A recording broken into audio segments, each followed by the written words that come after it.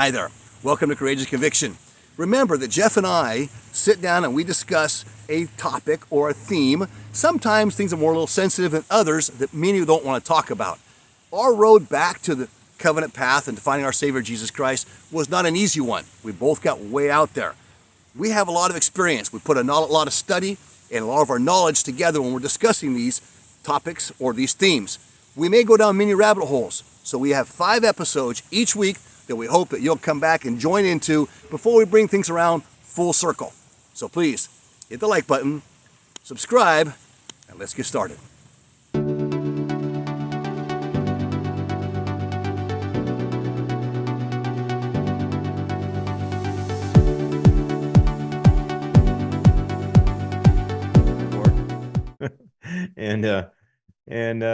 Walking through the store and everybody's like, hello, how you doing? I'm like, hi. I mean, this is unusual. I'm walking through the store. I'm not realizing that, I've got this, cannon on my hip. And then I look down and I see like this, both of my jeans look like they're bloodied. And I've got this, 44 Magnum, Ruger strapped on my hip. And I was like, wow, I've never been, so well greeted in my life. It really kind of brought out the peace of everybody. So when I'm talking about peace, don't get me wrong. It's a, there is definitely a soldier side, but I mean, I still don't open carry. I like the element of surprise. I'd rather, carry concealed, and I've gotten used to that. And now I feel naked when I'm not, just because I got kids and, I don't want to be in a situation to where I forget that at home. And a couple of times when I have, and I found myself in a situation where I thought that I should have had it, I wish that I had not made that, decision or to leave the gun at home. So a couple of those times I did, and I'm like, wow, this could have been a bad situation. I wish I would have had it, even though I would never want to pull it out and use it. But it's better to have it than not. What I bought that I take with me. And I actually take this with me to church because a study just recently came out. I was talking about that earlier, some of my sources and my sources, I've been able to narrow them down to where they're good, reliable sources. They really got to prove themselves during the whole pandemic issue, right?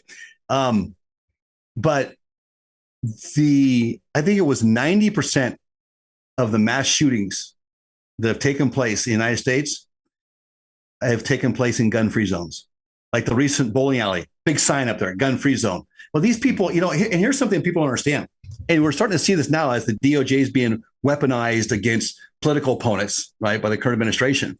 And in being weaponized to censor even people like us. And I had a channel that talked about things similar and more into crypto and trying to help people understand the crypto option, the whole idea of blockchain, that option offsetting us, allowing a free market economy when the central bank digital currencies are rolled out and we're obligated to participate. Right now it's voluntary, but that's the first stages, right? Yeah, you got to. And I got canned. I got my YouTube channel got canned because this type of information to YouTube. They don't want out. No, they consider toxic. Yeah, they don't want this out. It's toxic. It's toxic to their agenda, right? It's what it's toxic to, and so they think that they're protecting the people out there by not allowing this information to get out. Well, right. That's exactly what Lynn and Stalin did. You got to know that. Yeah, the point behind that is if a government can control your financial resources, and they can say, look, by saying this is the way this is going to go, this is the only money that's going to work. You can't exchange goods and services without our money. And before there was always another way out. And now there still is, as long as there is. With blockchain and, even currency. They don't want currency out on the street. You don't want to hoard currency in your safe because, they don't want you to do that. Well, it depends on what you're calling currency, because the dollar is not true currency. The dollar is money. Well, currency is gold and silver, according to our Constitution, right? That's sure, but they still want to keep that away. I mean, if you go everywhere, it's kind of been pushed away to where even currency is not even, currency is not even wanted. The currency that's not backed up by gold and silver. But yeah, gold and silver and everything in your safe, but it's not easily spendable. I've got silver in my safe and a little bit of gold, and I'm not going to pull that out when I want to go buy groceries. And we just want our viewers to know he only has a little bit, by the way. Okay, so So don't go knocking on his door. No, I'm just kidding. Don't be knocking on the door, No, but hey, and you're right. And I think inflation. What people don't understand about inflation is that inflation is not going to come back down. They may move it a little bit like they do the gas prices, right? But it's higher and it's going to stay there. Why is that? Because that's that hidden tax. And this is what we're talking about Section Right. 88, why it's important for us to know that. Because if I have a state tax or I have a federal tax, and I'm going to base that state tax, especially off a sales tax, right? And it's at 8%, for example, just throwing a number out there, and I spend $100, I'm paying $8 on the tax, right? Yeah. Well, the government doesn't have to move up that tax percentage. All they have to do is let prices increase. So that if I have to spend $200, now all of a sudden I'm paying double to the government, and that's that hidden tax that comes from inflation. So I don't think, and my sources say it's not going to come back down, even when they start to lower next year. I'm hearing we're going to back off the Fed rates. They may raise one more time, but they may just start to back off or even come down maybe a quarter of a basis point or half a basis point. But the effects of this are going to roll out for the next couple of years. And when you have BRICS now abandoning the dollar, right? And see, all this pertains to spiritual. This all pertains to spiritual because it affects how we operate. Look, what is the number one cause of divorces in the world are financial issues, finances. If everybody could be wealthy, and I heard Jordan Peterson talking about this yesterday even, he was saying, look, if everybody was wealthy, we'd have a lot less problems in the world. Yeah. Right? That's what all of this is about. A lot of this is about gaining power and gaining money, getting wealth, right? And be able to pay your bills and live a life free of stress. That's what it's about. And so we have all this division over power. And that's the secret combination. And going back to the Book of Mormon, if our testimony is based in that book, Jeff, it doesn't matter what kind of mistakes our leaders make. They're human. We accept that. God only has human beings to work with. He understands that. I'm sure it frustrates him at times too, But I think that if we seek out to use that book as a manual, as the prophet said, in the upcoming times, trying times, that's our survival manual. And that's what we're going to find to be able to make choices. We'll know what's going on right now. I was just reading the other day, like I was telling you, to my daughter, and talked about what are the secret combinations, how they gained their power, how they came into power were the attorneys and the judges. Yeah. And the funny thing was that the judges, the lower judges, in other words, the local county judges, and now we're seeing in the U.S. even not just local county judges, there's even some question on certain people on our Supreme Court, right? And so those can be challenging for people, Jeff, going forward with their testimonies. And I'm not talking about just a testimony in the church. How about the testimony just of Jesus Christ? Like you said, your bishop, our bishop at the time came to you and said, hey, don't come back to church, come back to Christ. Yeah. And our message here is the same thing, right? Yeah, I never. However, I will say this, that I have been out there and I went to other churches, and I'm not going to knock other people, but the fullness of the gospel, this doctrine is here. Yeah, it's rich. Leaders are going to make mistakes. Go ahead. The gospel is so rich and so deep, and there's so much, there. It's very nutrient based, more so than any other church on the planet. There's a reason it's the richest church in the world. They make good decisions. But they also give more to charity than any other church, all the other churches combined. I mean, it's just they just don't take the credit for it, not publicly, So I think the main thing we got to look at is, the good of the church is good because it's led by the Savior. And if it's always coming back to our minds that the Savior is the one that directs this church, despite, all the hostilities that are, on the atheist side or even on the Nicene side, on governments that are Marxist and socialist, and what they're trying to promote, the United Nations. I mean, we got all this up against us right now, but the division within inside of the church has to change. And when we start accepting our friends, not because they're blue or red, but because we like them. I still love Elder Dorf's talks, and he's inspired me so many times. Maybe we might have some differences of opinion when it comes to politics, but I think overall, everybody's main focused. There's, like you said before, there's no doubt in my mind that he's called of God, and no doubt. And that goes with all of our apostles and the leadership of the church. And if they make mistakes, then so be it. We can still follow them, and we can still make our own decisions. We can still disagree.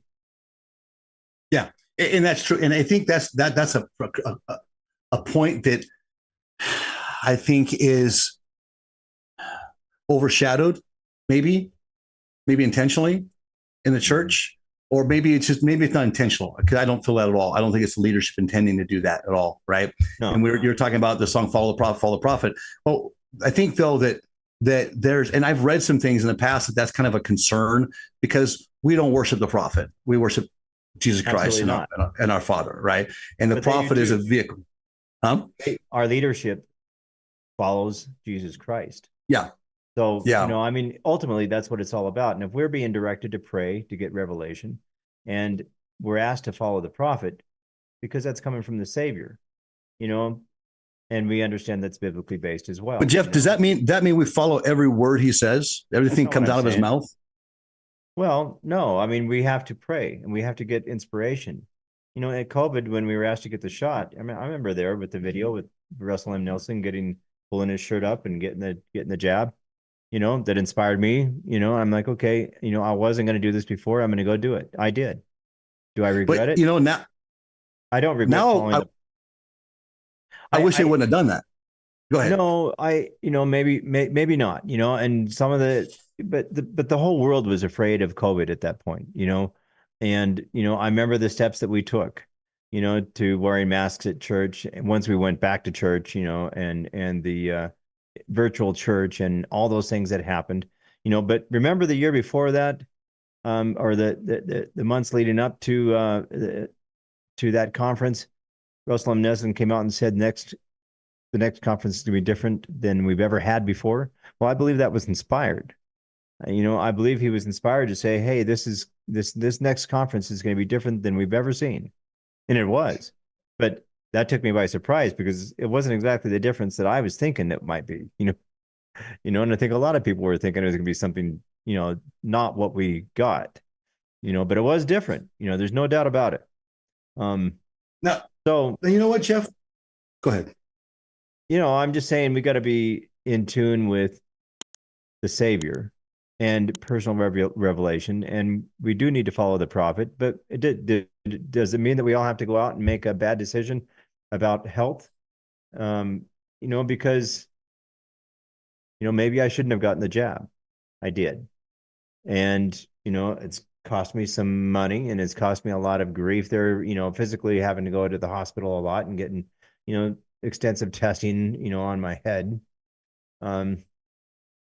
It's cost my stepfather, some issues. Could shorten his life there because of heart conditions. He's reaching 80 there. So we'll see what happens. But did it save some lives? So I think overall. But the question is, did it? And that's where the question can come in, because I could sit down and show where it didn't. Right. But a lot of people did die, and a lot of people died of COVID, like, symptoms. Right. And I just recently breathe, they were intubated, those kinds of things, those things did happen, and people did die miserable deaths, aside from their family. And these were people that, like my stake president up there in Alaska, or my parents' stake president, because they lived in a different stake. It was their mother that passed away in these horrible conditions, and she had flown down to the U.S. Didn't had to wear a mask on the plane, but she got COVID, came back, and then gave it to everybody else, and then she ended up dying alone. And it was a sad story, because they were, because and everybody said, well, it's because she didn't get the shot. Like, when your immune system was compromised, and it was either take a chance, roll the dice, get COVID, and experience COVID in a way that a very small percentage of the people were experiencing, and they ended up getting intubated and died. And a native friend of ours as well, that happened to up there in Alaska. So, and these are people that we know, personally, and it was grief stricken. No, I get that. I get that. But what's coming out now is the reason they died wasn't because of COVID.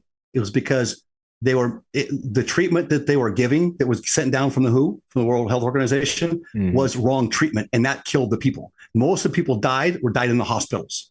It was funny because we were battling with the 70 down there, and I was part of the regional health committee that was in the area. And so I would tell people, go home, stay home. And, these natives had these old treatments they were using, and it was working. So my state president told them, don't go to the hospital, go home and do your natural treatments. Treat it as if you were treating it like the flu, right? And those that did survived. Those that went to the hospital died. And he came to me and said, look, everybody that went to the hospital in our state died. Those who stayed home lived. And now you're seeing like myocarditis, right? If I'm getting this right or not, I'm not a heart specialist, but now you're seeing, and this is going to be something that's going to come back on the church later, right? Because they're going to say the prophet said to do this. Well, one, the prophet would never take our agency from us. He gave a suggestion for those who felt they needed to do this to go do it. He was a medical doctor. A medical doctor. Yeah. Right, but he's a medical doctor who once trusted in something that wasn't weaponized. Right. He didn't know until now. Now I think he thinks differently, right? Yeah. I really think he probably understands differently. Yeah, because the medical field is weaponized now, just like the education system is weaponized. I got a citation. Well, I got a warning that the school was going to fine me of a crime for my daughter because she missed 5 days of school. And if I continue to do that, that the school was going to proceed and turn me in basically to the state, right? And I thought in California, yeah, and so we have all these once those medical. When Obama changed medical, it became a weapon of the state, and that was what the opponents were saying, and that's what I see happen in Latin America too, right? And that's what it is. The doctors now. I was talking to my doctor the other day, and he was saying to me, I was in for some stuff on my shoulder, and he was saying to me that all doctors, they have the choice. They can practice independently, but if they go independently, the insurance pays them much later. They don't get as much money. So basically what they did is created this environment. Yeah, you can choose, but you're not going to be able to be successful. You have to affiliate with the hospitals. Yeah. And so they're change the way people get paid, Well, yeah. And that's what they did. And so now you don't have independent doctors. Mm-hmm. Right. So the medical field is not something you can trust anymore. And you can't even go to a doctor anymore because I went to doctor and the doctors now, and see, I listen to these other doctors and they talk about what's going on. And these are really good, reliable sources. I just don't grab anything. And that's where you have to have the spirit with you. And I read these peer group reviews and I'll review those and look at these things and listen to them and then kind of go back and read it, make sure the guy's telling me the truth. But like I said, these guys I've been listening to for a few years now, and they've I've weeded out the BS guys from the guys that really know where to dig up the right information, right? Mm-hmm. And here on this podcast too, as I cite some of these people and these things, we'll get the same information out. But it's just one could argue, and I've heard it argued, and I've seen it out there. Well, see, President Nelson, if he was a true prophet of God, why would he do that? Because he would look. The Spirit can only inspire on things that there is familiarity, right? In other words, he was in the medical field, but he trusted in that. That was something that we could trust in before. Just like you could trust before in NBC, CNBC, ABC. Walter Cronkite, when he was alive, was the most trusted person in America for information, right? Remember him. Go back to that now, and that's where all your disinformation is coming from. You can't trust the local media. Why? Because there's a unified effort put together for the World Economic Forum that changed everything, right?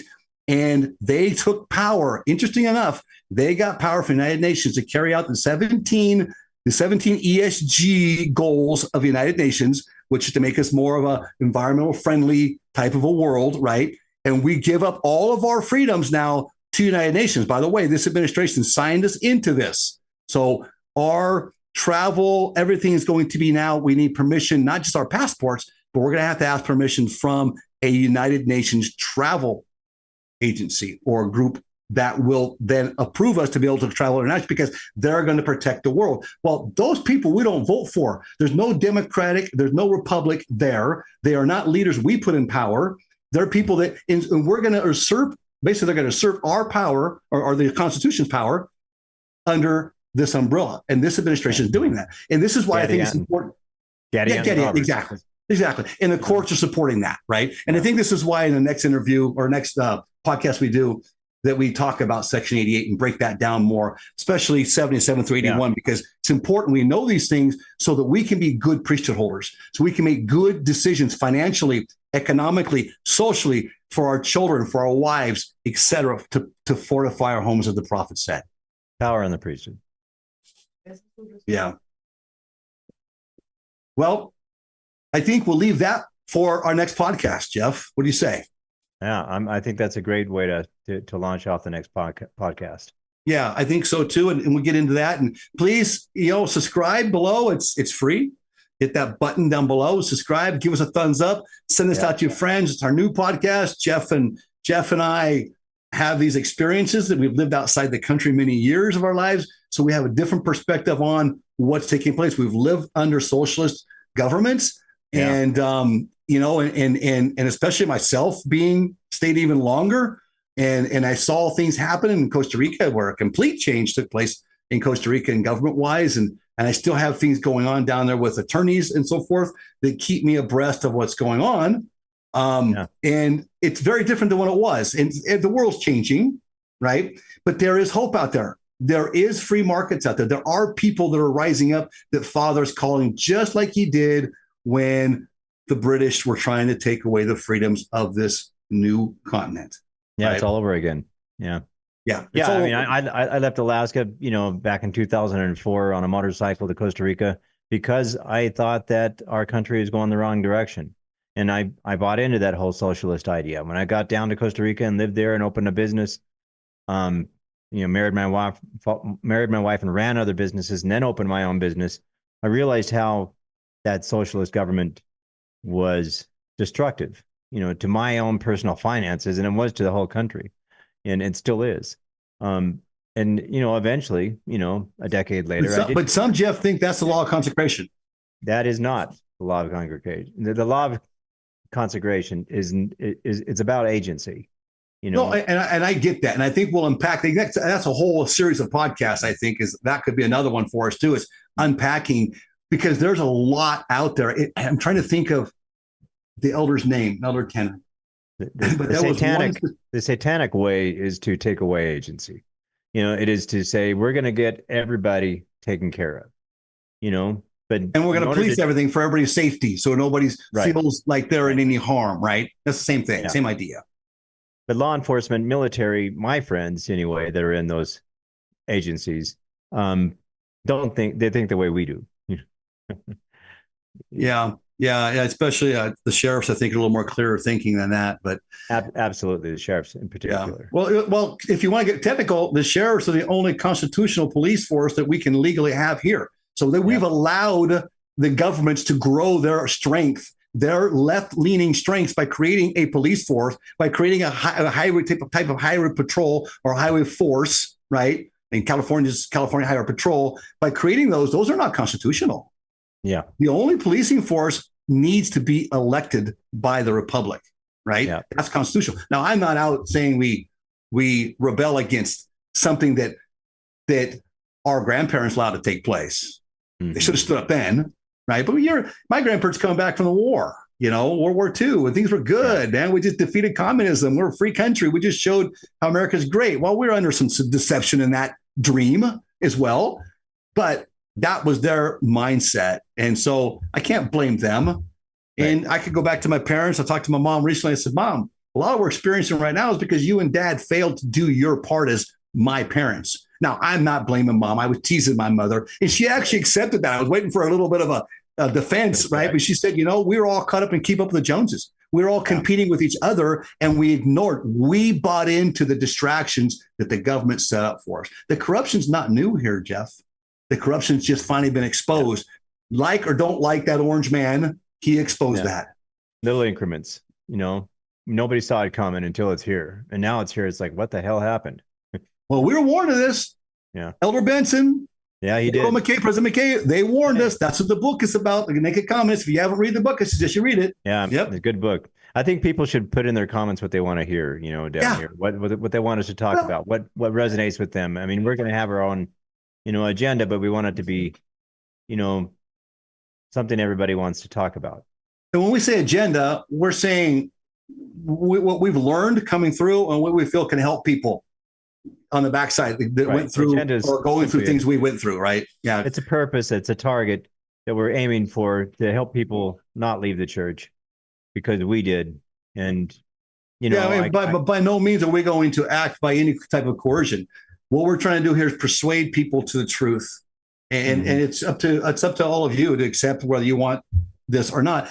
Look, one thing I've always said before when I had another channel is I always said, don't believe me. I'm just going to give you the information, and I can even tell you where you can go find it yourself and go research for yourself and allow the Spirit to work within you yourself. Yeah. Moroni 10.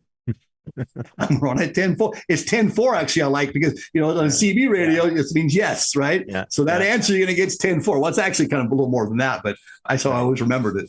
4 to 6. Well, great, Jeff. Any last words for today? Hey, I'm glad to be here, and I think we're on the right track. Hopefully, we can get some other people excited about what we have to talk about, and see you next week. Yeah, and we really want to hear your comments. While we're still small, we'll be able to get back to a lot of people as we get going. We want to try to be very interactive. That's the idea of it. If you're struggling with something, let us know in the comments down below, please. Yeah, we'll talk about it. Yeah, let's talk about it. Let's talk about it. We won't mention your name. We'll keep it anonymous, but or autonomous, whatever we want to get to here. But put your comments down below. And here's one thing too. You may not agree with what we're saying. I'm not going to battle. If you're going to try to come back out and just try to comment and just be combative, I'll just ignore it because I'm not going to go there. I've been there, done that. And these things we're saying are factual. They're real. If you want to accept this, take it to the Lord. If you don't want to accept it, take it to the Lord. If you don't take it to the Lord, that's your problem in the first place. Sorry, that's the cold, hard truth. Last words, Jeff? Got to pray, got to fast. You got to be humble. You got to be open. Teachable, humble. Like a child. Yeah. But we're still adults. Well, we will pick up from Section 88 in our next series of podcasts, okay? And so we're going to break down 77 through 81, which talks about areas of study that encompass all of what Father wants us to understand and edify each other in, right? Which will help us understand how to become better priesthood holders, fathers, and husbands going forward, and members of the church, right? Just in general, and citizens of the world, because we're going to be more informed. And that is being a peacekeeper. I like Jeff's shirt. I carry a gun, so I'm a peacekeeper. I like that. We have to make that up. All right. Well, why don't you close us out, Jeff?